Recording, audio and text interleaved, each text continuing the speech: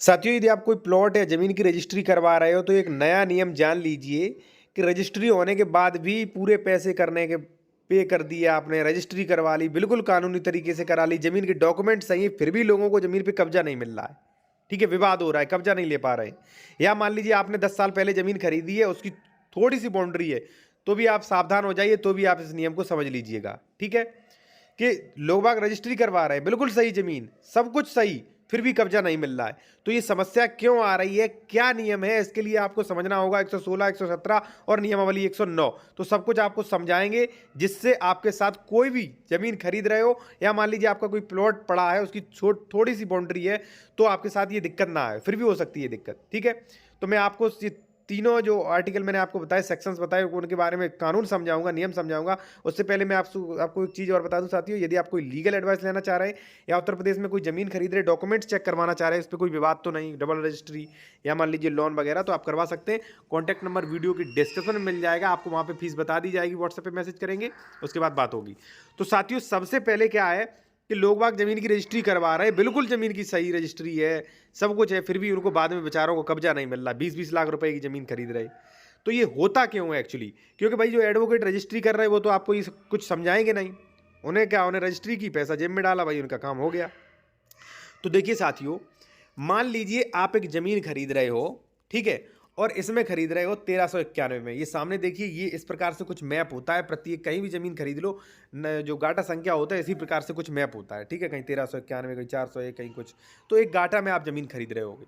मान लीजिए 1391 में साथियों खरीद रहे हैं। अब 1391 जो है 5 भाइयों का है, ABCDEF, मान लीजिए इसी प्रकार से 5 क्रम में, मान लीजिए अल्फ़ाबेट्स में 5 लोगों का है।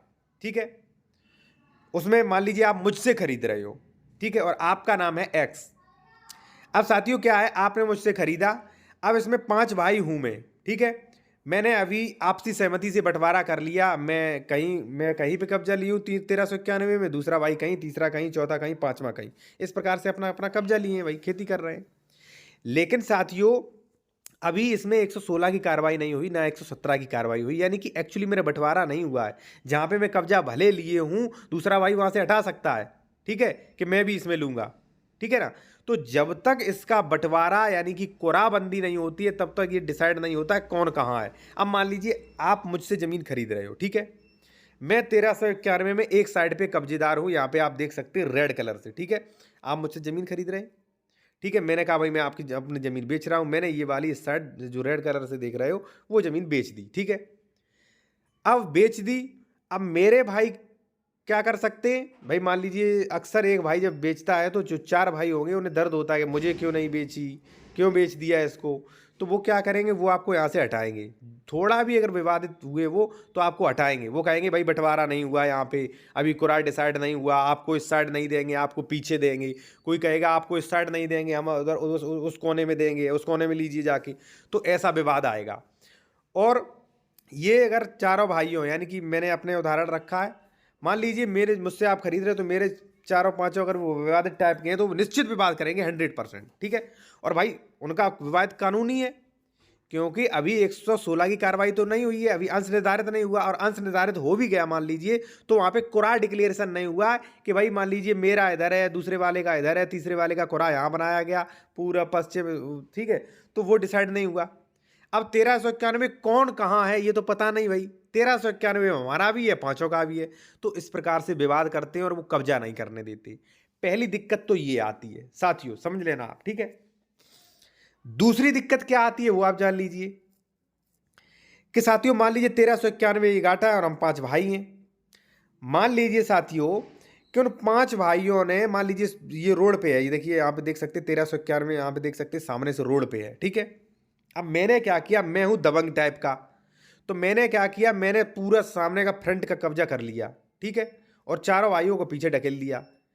आपसे बातचीत हुई, आप जमीन खरीद रहे हैं, तो मैंने प्लॉट जो है आपको रोड पे दे दिया। ठीक है, कोई बात नहीं, रोड पे दे दिया, रजिस्ट्री हो गई। जब आप कब्जा लेने आओगे तो हमारे भाई रोकेंगे, फिर वो बिल्कुल पावरफुल ना हो, वो कानून के अकॉर्डिंग रोक देंगे, क्योंकि कानून ये कहता है कि भाई सभी भाइयों का, या मान लीजिए भाई नहीं तो सह खातेदारक है, सभी सह खातेदारों को रोड पे बराबर आनुपातिक रूप से मिलेगा। अगर मान लीजिए 100 फुट फ्रंट है तो सबको 20-20 फ्रंट ही हिस्से में मिलेगा। ठीक है, बाकी पीछे मिलेगा। ये नियमावली में नियम है 109। तो इस प्रकार से खरीदें आप जमीन कि भाई दूसरा बंदा अगर बेच रहा है तो पूरा रोड पे तो नहीं बेच रहा। जैसे मान लीजिए मैं आपको बेच रहा हूं, मेरे 5 भाई हैं, पूरा रोड पे दे रहा हूं, तो मत लीजिए, क्योंकि मेरा बंद तो उसमें 20 ही फुट रहा है। अभी वो केस कर देगा 116 117 का, तो नियमावली 109 के अनुसार कुरे बनेंगे, तो उसमें हमें 20 ही फुट मिलेगा। ठीक है, पैसा ले लिया हमने रोड का, तो ये चीज दिक्कत आती है। दूसरा ध्यान रखिएगा आप। तीसरा जो दिक्कत आ रही है कब्जे में लेके, वो ये आ रही है साथियों, मान लीजिए आपने रजिस्ट्री करवा ली, ठीक है, हम 5 भाई थे। अब क्या हुआ, चारों ने भाई ज्यादा ज्यादा कब्जा कर लिया, ठीक है ना। एक भाई ऐसा था जिसका जो है कब्जा नहीं दिया मैंने। हम चारों भाइयों बलपूर्वक, मान लीजिए हम चारों भाइयों ने 1391 में कब्जा ले लिया अपना अपना, और एक भाई को कब्जा ही नहीं दिया, ठीक है। और मैंने आपको रजिस्ट्री करवा दी, कब्जा दे दिया, ठीक है। अब क्या होगा साथियों, जो दूसरा भाई जिसका बेचारे का कब्जा ही नहीं है इस पे 1391 पे, लेकिन जमीन उसके नाम है, उसने बेच दिया किसी दबंग व्यक्ति को, ठीक है, किसी दबंग व्यक्ति को बेच दिया, वो भी रजिस्ट्री करा लाया। अब वो क्या कहेगा, भाई यहां से भगो, 1391 से भजो, ठीक है। आप कहोगे क्यों, मेरी तो रजिस्ट्री है। तो भाई रजिस्ट्री तो है, लेकिन इसमें कुरा तो बना नहीं, अभी फाट तो हुए नहीं किसका है किसका कहाँ पे है, तो वो आपको खदेड़ सकता है यहाँ पे, क्योंकि भाई उसका कब्जा था नहीं। अब उसने किसी दबंग को बेच दिया, वो आएगा आपको हटाएगा, ठीक है, तो ये भी प्रॉब्लम आ सकती है। तो साथियों कुल मिला के ये है कि जहाँ पे आप जमीन खरीद रहे हैं, वहाँ पे नियम 116 117 और नियमावली 109 को ध्यान में रख के बाद बाकी तो आपको डॉक्यूमेंट्स चेक करने ही करने हैं भाई। वो लगभग जो भी डॉक्यूमेंट्स हो, जैसे मान लीजिए खतौनी है, डबल रजिस्ट्री है, ठीक है, नक्शा है, या मान लीजिए कोई दाखिल खारिज का आदेश है, किस श्रेणी की ज़मीन है, ठीक है, और कोई निरस्तीकरण का आदेश तो नहीं है, ठीक है। ये सब चीज़ें तो आपको चेक करना है, कितना अंश है, कितना बेच दिया, ये सब चीज़ें तो चेक करना है। इसके अलावा भी जो मैंने आपको पूरा बताया, ये भी साथियों आप चेक करिए। और एक चीज़ और, यदि मान लीजिए आप कोई लीगल एडवाइस लेना चाह रहे हैं, डॉक्यूमेंट चेक करवाना चाह रहे हो, तो कॉन्टैक्ट नंबर जो है वीडियो की डिस्क्रिप्शन में मिल जाएगा, आप व्हाट्सएप पे मैसेज करिए, वहाँ पे आपको फीस बता दी जाएगी, ठीक है। तो इस प्रकार से आप ज़मीन खरीदिए। साथियों एक प्रॉब्लम और आ रही है, वो मैं आपको इस वीडियो में हल कर दूंगा आपकी, जो कि बहुत ज़रूरी है, कि लोग बाग क्या करते हैं। मान लीजिए ये 1391 है साथियों, ठीक है, आप ज़मीन खरीद रहे हो मुझसे, मैंने कह दिया भाई मैं आपको बेच रहा हूँ 1373, ठीक है, और आपने कहा कहाँ है, मैंने ये वाला दिखा दिया 1391 जो रोड के किनारे है, ठीक है, और रजिस्ट्री में लिखवा दिया 1373।